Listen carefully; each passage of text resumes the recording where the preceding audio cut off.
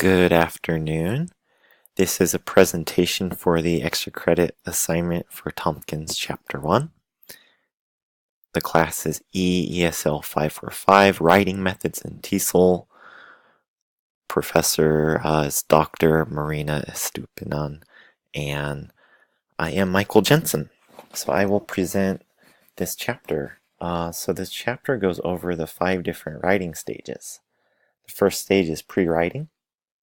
The second stage is drafting. The third stage is revising. The fourth stage is editing. And the fifth stage is publishing. So here's one pre-writing activity, is to free write. Free write is when you have a student write as much as they can without stopping. Usually there's a time limit of a few minutes. So this helps students elaborate more on what they know, and they just write as much as they can, and it helps them think. Clustering, or I like to call this mind mapping. I typically give my students a topic or an idea, and then they can branch it out, kind of like in the picture. So as they relate to ideas, they connect to other ideas, and they think of more things to write about. Okay, stage 2. Drafting. So the rough draft process. I do have students sometimes that are not used to drafting. They think they write one time and they're done, but no, writing is stages and multiple attempts and editing and revising and all these different stages. So some students learn how to draft for the first time also. In drafting, it's really nice to craft a lead or something that's really interesting in the beginning. Some writers lack this on their first draft. Stage 3, reread it later for revising.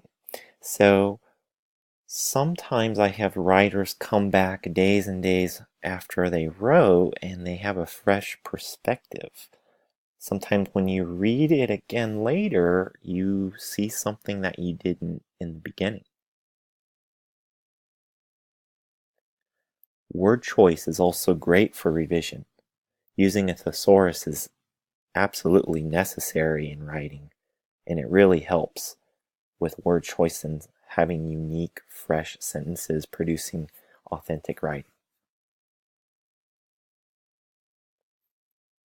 Proofreading. Of course, we all make spelling mistakes. It's good to go over your spelling mistakes and change what you're trying to convey.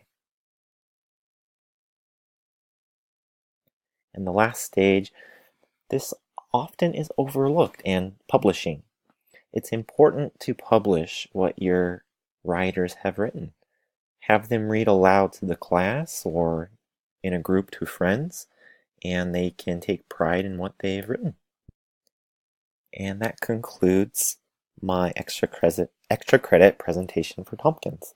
I really enjoyed reading this chapter in particular because it goes over the 5 stages in depth, and I do lack stages like revision and publishing in my own teaching, so I will definitely use it for the future.